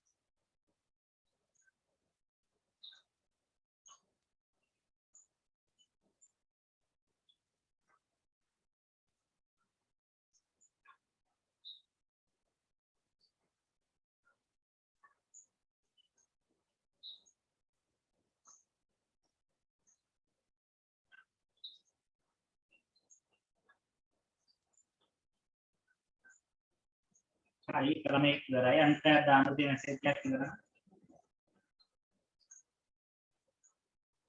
තව ඉවරයි නේ. හොඳයි. අපි ගාන කියලා බලමු එකපාරට.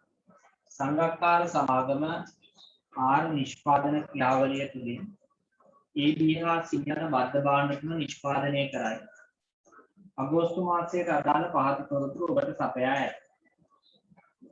විදාවෙන් කළ අවස්ථාවේ විකුණුම් මිල, තවදුරටත් පෙරසැර කිරීමෙන් පසු විකුණුම් මිල, තවදුරටත් පෙරසැර කිරීමේ පිළිවෙල, නිෂ්පාදනය හා විකුණුම්. මාසයේ බද්ධ පිළිවෙල ලක්ෂ 4ක් වූ අතර අන්න බද්ධ පිළිවෙල වෙනම දෙනවා. මෙතන හොඳට තේරුම් ගන්න. මෙතන තියෙන්නේ බද්ධ පිළිවෙලනේ. බද්ධ පිළිවෙල. මෙතන තියෙන්නේ තවදුරටත් පෙරසැර කිරීමේ පිළිවෙල. මේ දෙක එකක් නෙමෙයි දෙකක්. ලක්ෂ 4ක් වූ අතර සමාගම බද්ධ පිළිවෙල භෞතික ඒකක පදනම මත. මේක අන්ඩර්ලයින් කරගන්න පුතේ. භෞතික ඒකක පදනම මත. භෞතික ඒකක පදනම මත විභජනය කරයි. හරි භෞතික ඒකක පදනම මත තමයි විභජනය කිරීම කරන්නේ. අපේ මානේ කුමන භාණ්ඩය තවදුරටත් පෙරසැරි කළ යුතුද? කුමන භාණ්ඩය බෙදාගෙන කළ යුතු අවස්ථාවේද යන්න තීරණය කරන්න. අගෝස්තු මාසයේ සඳහා මුළු ලාභය ගණනය කරන්න කියලා කියනවා. ඔය ටිකයි කියන්නේ. උදාහරණ මේ ලක්ෂ 4 බෙදන්නේ මොකක් මතද පුතේ? මේ ලක්ෂ 4 බෙදන්නේ මොකක් මතද? මෙන්න මේ 3500යි 2500යි 2000යි කියන එකක මත. මේ බෙදන්නේ මෙයාම. මේ තවදුරටත් පෙරසැරි කිරීමේ පිළිවෙල කියන වෙන එකක්. හරි. එහෙනම් මුලින්ම අපි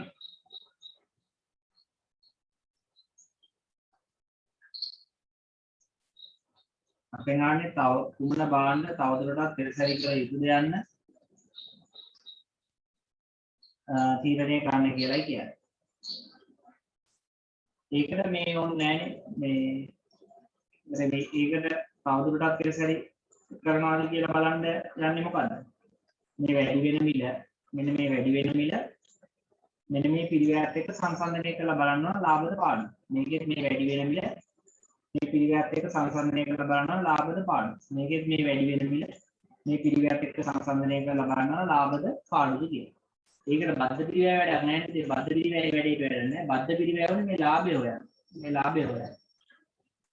අපි එන මුලින්ම බලමු මේ වැඩි වෙච්ච මිලත් එක්ක මේ 1,50,000 1,75,000 2,50,000 කියන අගය වාසිදායකද පාඩුද කියලා. බලමු එහෙනම්. පළවෙනි අවස්ථාවදී අරන් පළවෙනි එක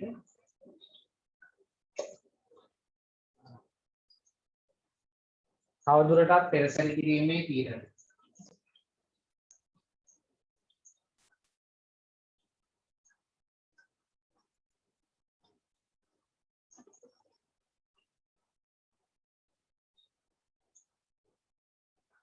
මෙතන තියෙනවා භාණ්ඩ වර්ග තුනක් A B C.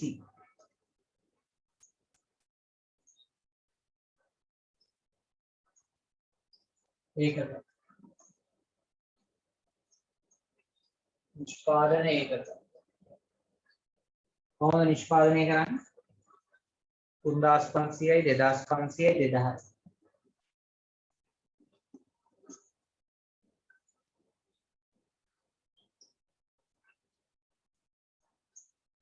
උන්දාස් 500යි 2500යි 2000යි.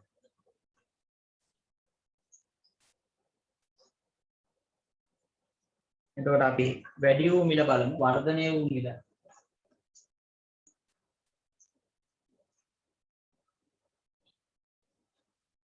වර්ධනය වූ මිල. ඒ වල කොච්චර වර්ධනය වුණාද? මුලින් තිබේ 100යි ඊට පස්සේ 200යි. ඒ කියන්නේ 100ක් වැඩි වෙනවා. ඊළඟට 120 250ක් වෙලා. ඒ කියන්නේ කීයක් වැඩි වෙලා?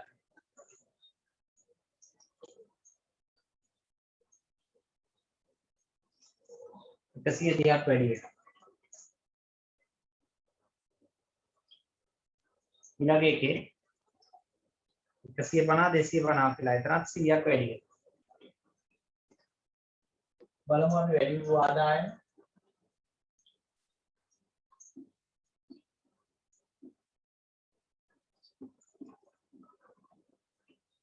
3,50,000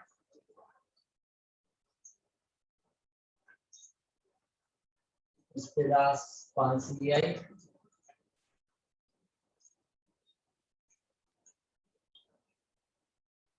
අනිත් එකේ 20,000යි.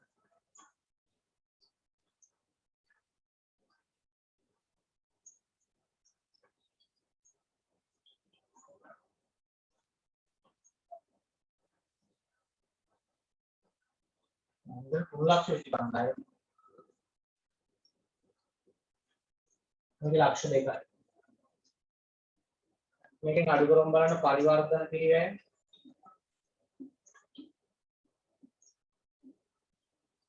කොහොමද පරිවර්තන පිරිවැය යන්නේ? 1,50,000යි 1,75,000යි 2,50,000යි.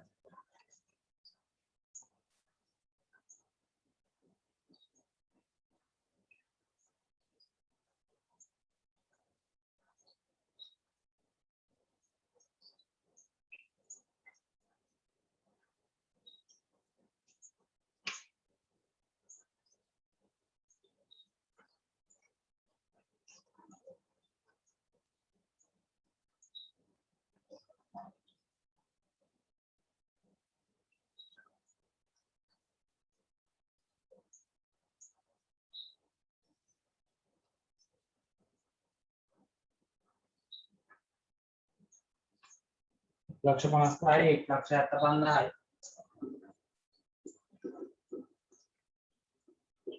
2,50,000යි. ඒතර වන්න පුළුවන් පෙරසැනි ලාභය.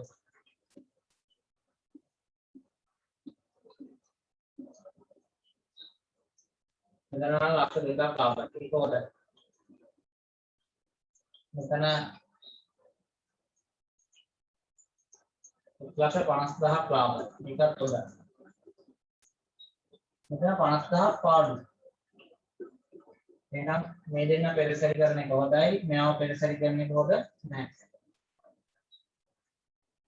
එහෙනම් පල්ලෙන් පොඩි වාක්‍යයක් කියන්න ළමයි. පල්ලෙන් පොඩි වාක්‍යයක් කියන්න. A හා B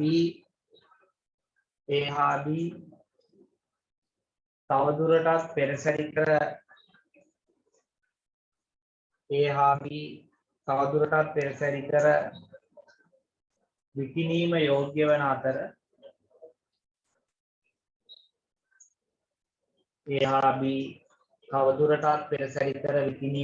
වන අතර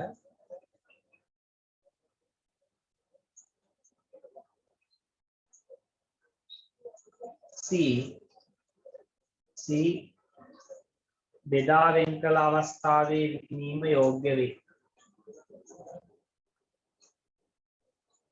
C බෙදා වෙන් කළ අවස්ථාවේ විකිණීම යෝග්‍ය වේ.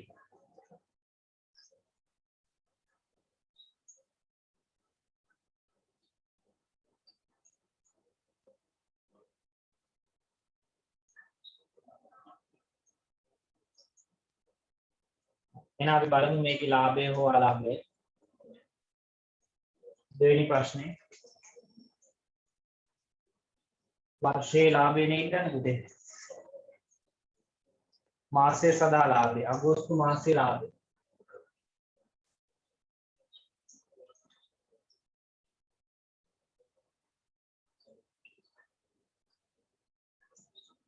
A B C එකතුව. දැන් තුනක් ගමු. A B C එකතුව. රුපියල් 1000 වලින් හදන්න පුළුවන් රුපියල් 1000 වලින්. අවුලක් නැහැ නේ හදන්න පුළුවන්. රුපියල් 1000 වලින් හදන්න.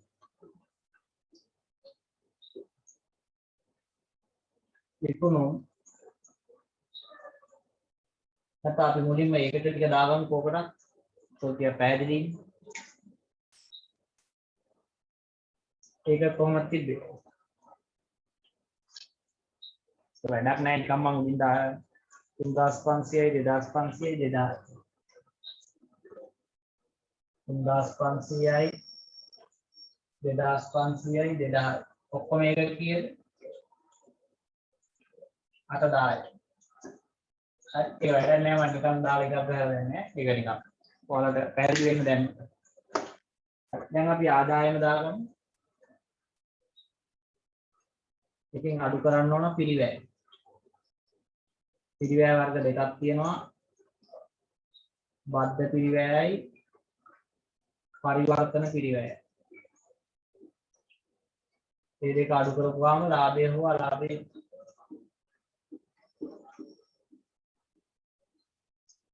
ලාභය. මුලින්ම පළවෙනි එක ඔය වගේ වගුවක් වැඩෙන්නේ. AB පෙරසරි කරලා විකුණන්නේ. එතකොට A එකක් විකුණන්නේ කීයද? B එකක් විකුණන්නේ කීයද? A එක පෙරසරි කරලා විකුණන්නේ. එතකොට A එක විකුණන්නේ 200 ගානේ. B එක විකුණන්නේ තවදුරටත් පෙරසරි කරලා. ඒ කියන්නේ 250 ගානේ. C එක විකුණන්නේ බෙදාවෙන් කළ වෙලාව. බෙදාවෙන් කළ වෙලාව කීයද? ඒක විකුණන්නේ 250 නෙමෙයි 150. එහෙනම් මේවා ටික අර සංඛ්‍යා වලින් වැඩි කරලා දාගමු. විද්‍යා දහස් වලින් දාන්න. ඒකට 200 වැඩි කරනවා 3500. ඒතර ලක්ෂ 7යි කියන්නේ ආදායම 700. ඊට පස්සේ 250 වැඩි කරනවා 2500. ආදායම 625යි. C එකේ දැන් ඒකෙදි බෙදාවෙන් කළ අවස්ථාවේ මිල නෙමෙයි ගන්න. නෙමෙයි. පරිවර්තනය කිරීමෙන් පස්සේ මිල නෙමෙයි ගන්න. බෙදාවෙන් කළ අවස්ථාවේ මිල ගන්න. වගුව ඇතුලේ බලන්නකෝ ලියාගත් අභ්‍යාස 150 ගන්න. අයියාව තවදුරටත් පෙරසරි කරන්න නැති වෙන්නේ. 150 වැඩි කරනවා 2000. 10 වලින් දාන ඉඳලා ලක්ෂ 3යි දාන්න තියෙනවා. ඒ තුනේ මේකතුව 1625.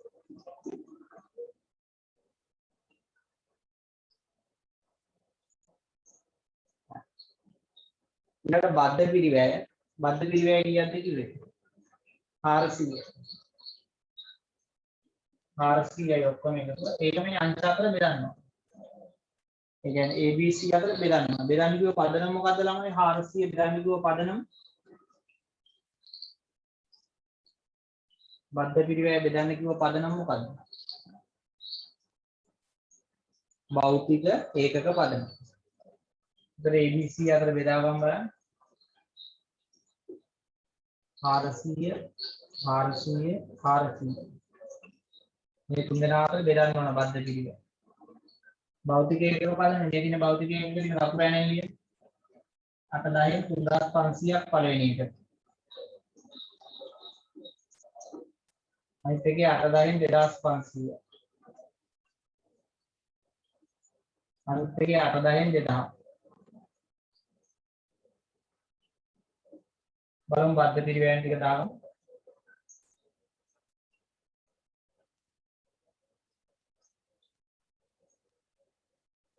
එකසිය 75යි 125යි 100යි. බද්ධ පිරිවැය හන්දාගමු බෙදලා ගත්ත එක 175යි 125යි 100යි. ඔව් තමයි 400 බෙදන්න බද්ධ පිරිවැය.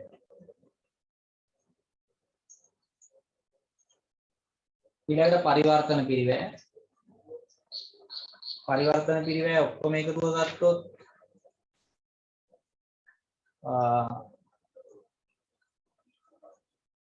ඒවල ඒ පරිවර්තනය කරනවා නෙමෙයි. ඒක නිසා 150ක් යනවා. B 175ක් යනවා. ඒකත් පරිවර්තනය කරනවා. C පරිවර්තනය කරනවද නැද්ද? නෑ නෙමෙයි. C පරිවර්තනය කරන්නේ නැහැ කිව්වනේ. ඒක නිසා C ට පරිවර්තන පිරිවැය යන්නේ නැහැ. මොකද යාව තවදුරටත් පෙරසරි කරන්නේ නැති නිසා. එහෙනම් 150යි 175යි එතන යන පිරිවැය ඔක්කොම 325යි. දැන් පල්ලෙහාට එකතු කරගන්න බලන්න ලාභ වල.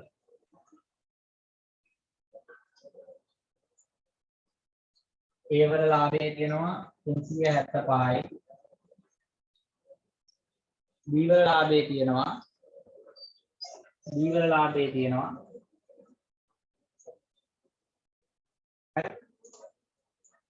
325යි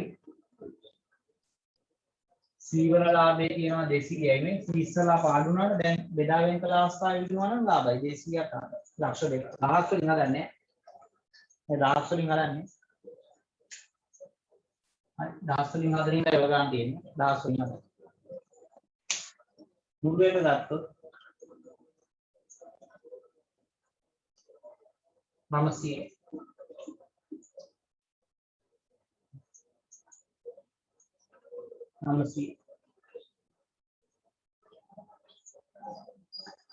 ඔක්කොම ලාභය 900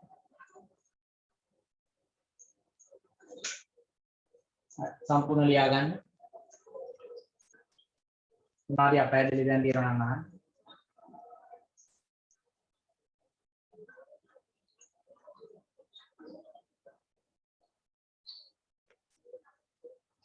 උතනින් පාඩම ඉවරයි තවදුරටත් ටූටි ඇලක් තියෙනවා ඩිජිටල් පිරිවැයකරණය කියලා ඒකත් විතර අහගෙනම යන්න.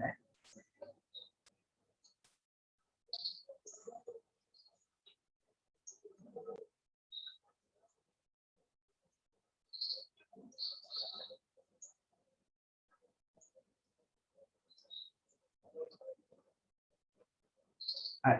මෙයාලු දැන් මෙතන අපිට පල්ලෙන් උත්තරයක් ලියමු.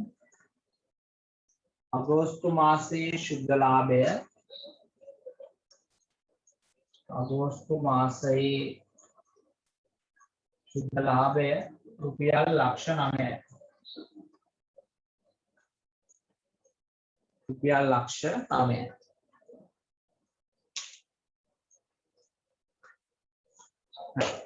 ඊළඟට පොඩි අනුමාර්ථකාවක් දාගන්න. මේ ලියාගෙන ඉවරයි නේද? හරි ඊළඟට දාගන්න පොඩි අනුමාර්ථකාවක් ඩිජිටල් පිරිවැයකරණයේ විශේෂාංග. පොඩි ටොපික් එකක් මේක නම් විභාගවල ප්‍රශ්න වලට ආනේකුත් නැහැ. අර සිලබස් එකේ තියෙන ඉන්න පොඩ්ඩක් කියලා දෙන්න. ඩිජිටල් පිරිවැයකරණයේ විශේෂාංග මෙච්චරයි. දැන් ওই පෙරසැරි පිරිවැයකරණය කරන්න බද්ධ භාණ්ඩ අතුරු භාණ්ඩ තක්සේරු කරන්න ඒවා වැලියු තක්සේරු කරගන්න අපි වර්තමානයේදී මෙහෙම අතින් ගණනය කිරීම කරන්නේ නැහැ පුතේ. ඒවා ඔක්කොම කරන්නේ යම්කිසි පද්ධතියක් යොදාගෙන තොරතුරු තාක්ෂණය යොදාගෙන තමයි ඒ වාර්තා කරන දේවල් පිරිවැය ගණනය කරන දේවල් ඔක්කොම කරන්නේ. ඒකට ඒකට තමයි කියන්නේ ඩිජිටල් පිරිවැයකරණය කියලා. අපි මේ පිරිවැය ගණනය කර ගැනීමට සඳහා ඉලෙක්ට්‍රොනික උපාංග භාවිතා කරනවා නම් ඒකට අපි කියනවා ඩිජිටල් පිරිවැයකරණය කියලා. අන්න ඒකේ තියෙනවා විශේෂාංග කීපයක් තියෙනවා වාසි තියෙනවා ඉක්මනින් හදන්න පුළුවන් වැරදි සිදු වෙන ප්‍රමාණය අඩුයි ඩිජිටල් පිරිවැයකරණය කරන්න ගියාම එක වැරද්දක් වුණොත් හැබැයි දිගටම වරදිනවා ඊට පස්සේ යම් යම් තැන්වලදී ප්‍රායෝගික තලය අඩුයි කම්පියුටරයක් මේක හදන්නේ ඒ නිසා ප්‍රායෝගිකත්වය ගොඩාක් අඩුයි එයාට දෙන කමාන්ඩ් එක විතරයි එයා කරන්නේ ඒ මිනිස්සුන්ගෙන් දුරස් වීම සිද්ධ වෙනවා මිනිස්සු අතර සාකච්ඡා කරලා හොඳ ප්‍රොඩක්ට් එකක් හොඳ පිරිවැයක් එළියට එන්නේ නැහැ. ඒ වගේ ගැටලු ටිකකුත් මේ ඩිජිටල් පිරිවැයකරණය ඇතුලේ තියෙනවා. ඕක නිකන් ඔයගලන්ට ඉස්සරහ ලියන්න පුළුවන්. ඩිජිටල් පිරිවැයකරණය කියන්නේ ඉලෙක්ට්‍රොනික උපාංග යොදාගෙන ආයතනයක පිරිවැය තක්සේරු කරනවා නම් ඒකට කියනවා ඩිජිටල් පිරිවැයකරණය කියලා. ඉලෙක්ට්‍රොනික උපාංග සහ තොරතුරු තාක්ෂණය භාවිතා කරනවා. ඒකෙදි මිනිස්සු ගොඩක් දුරස්ත වෙනවා. ඒ ප්‍රායෝගික තලයේ තියෙන දේවල් අපිට පිරිවැයකරණ ක්‍රියාවලියට දායක කර ගැනීමට ටිකක් අපහසු වෙනවා. හැබැයි මේකේ වේගය වැඩි, නිර්වද්‍යතාවය වැඩි, ඒ වගේ වාස්තිකුත් මේකේ ගොඩක් තියෙනවා. වේගය වැඩි ගොඩක්. මේ කියන්නේ පිරිවැයකරණය කරන්න යන පිරිවැය. ඒ පිරිවැයකරණය සඳහා යන වියදම ගොඩක් අවම කර ගැනීමේ හැකියාවක් තියෙනවා. ඩිජිටල් පිරිවැයකරණය ක්‍රියාත්මක කිරීම තුළ. දැන් ඔයගොල්ලන්ට නෝට් එකක් පොඩ්ඩක් ස්ක්‍රීන් එකේ ෂෙයා කරලා දෙන්නම්. ඔයගොල්ලන්ට මම මේක WhatsApp එකකට දාන්නම්. හරිද?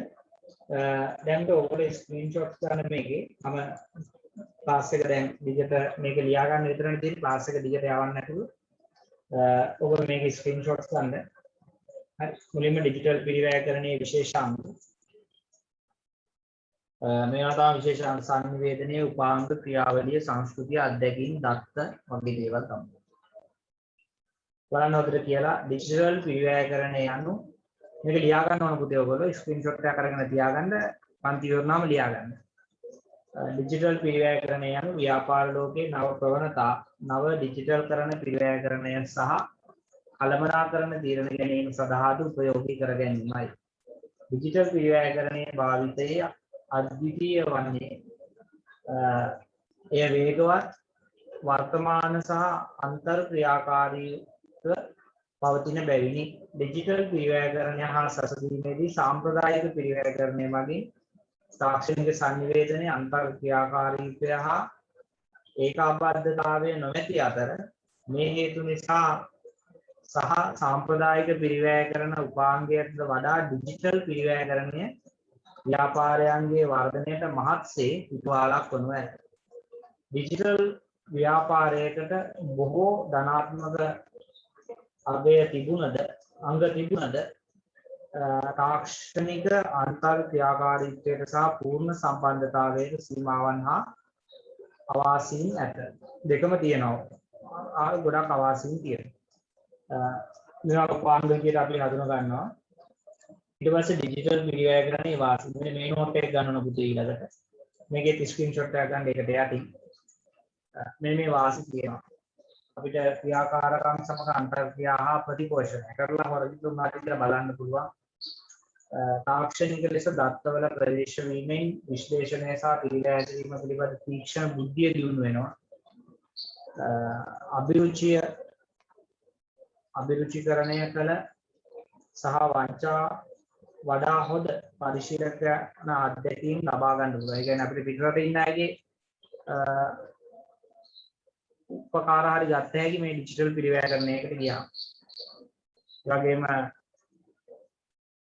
අපිට බලාපොරොත්තු මත පදනම් විසඳුම්, ඒ කියන්නේ cloud based solution සහ third party applications භාවිත කරලා සම්බන්ධතාවය ඒකාබද්ධ කර ගන්න පුළුවන්. තව පද්ධතීන් හා දත්තයන් අතර විශාල ප්‍රමාණයක් තබා ගැනීමේ හැකියාවක් තියෙනවා. ඒ වගේම ඩිජිටල් පිරිවැයකරණයේ අවාසිත් මේ පහස දීලා තියෙන විදිහට තියෙනවා. රහස්‍යභාවය අඩු, වංචා වෙන්න පුළුවන් ප්‍රවණතාවය වැඩි, දත්ත ආරක්ෂාව හරිම අඩුයි, දත්තවල තියෙන ආරක්ෂාව. ඒක නිසා ඒ වගේ ගැටලුත් මුහුණ දෙන්න වෙනවා මේ ඩිජිටල් පිරිවැයකරණය. හරි. එතකොට මම ඔයාලට මේකේ නෝට් එක WhatsApp එකට දැන් දාන්නම්. එතකොට දැන් ස්ක්‍රීන්ෂොට් ගත්තා ඒකෙන් බලන්නත් පුළුවන්. මම මේ නෝට් එක WhatsApp එකට දානවා. ඒක බලලා ලියා ගන්න. මම මොකද රෙකෝඩින් එක බලන ළමයි හිටියොත් ඒගොල්ලන්ට රෙකෝඩ් වෙන්න ඉන්න තමයි ඒක ස්ක්‍රීන් එකේ පොඩ්ඩක් ෂෙයා කරේ. කොහොම වීඩියෝ එක ඇතුළේම රෙකෝඩ් වෙලා තියෙන්න ඕන හින්දා. අපි එහෙනම් දැන් දෙවෙනි පාඩම ඔච්චරයි තියෙන්නේ. දෙවෙනි පාඩම උතනින් ඉවරයි. මේ වෙනකොට මම තනින් පාඩම් 4ක් ඉවර කරා. තව අපිට පාඩම් 3ක් ආවරණය කරන්න තියෙනවා. ඒ පාඩම් ටික අපි ඉස්සරහ දිනවලදී සහ ඉරිදා දිනේදී ආවරණය කරගමු. හරි. එහෙනම් මේ ඉරිදා පන්තියකට ලෑස්ති වෙන්න. ඉරිදා හවස මම මේ පන්තිය පැවැත්වෙන වෙලාව WhatsApp group එක ඇතුලේ ඔයගොල්ලන්ව දැනුවත් කිරීම කරන්න. හරි. දැන් අපි ආපහු ඉරිදා පන්තියේ නැවත හම්බ වෙමු. හරිනේ.